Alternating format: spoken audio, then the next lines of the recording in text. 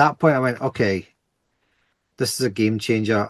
But back in those days, I was too young to release anything, and I was just collecting tapes. Every time that we used to go to London, I used to go to Camden and buy all the cassettes and bring them up and show them to all my friends and stuff, you know.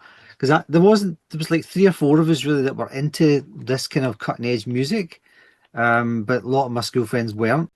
Um, but yeah, I'd say seriously, getting into music kind of came in two phases. I left school early. I got permission to leave a year early from school and got signed in at 15 to a college to do a music tech course. And I lasted about 6 or 7 weeks before I thought, this is just not what I want to be. I want to be creating. Um, Persevered with it as long as I possibly could. And then I essentially just started making music with the gear that I had with a friend of mine. We had lots of gear between us, but never enough individually to do what we wanted. So we basically used to swap gear every week. You have this stuff for a week, I'll take this for a week, and trade stuff, and then just make as much tracks as we could. And I was on a mission. I remember, I think, if I remember correctly, it was like 4 or 5 days over. It was like Wednesday, Thursday, Friday, Saturday, Sunday.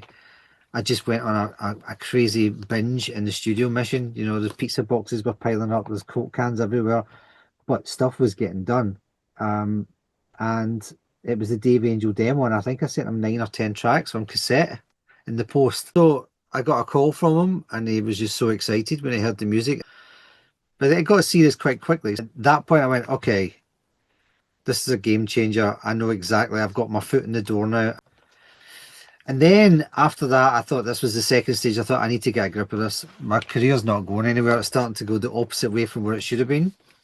So I started really focusing on heavily on the Detroit sound that I loved the most, because that was the thing that I was collecting and wanting to produce. So I did that and started sending music out to like Carol Craig and Derek May and stuff like that. And again, hoping to get a response, you know, like and thankfully I did. So that was kind of how it all kicked off, and I've not looked back since then really.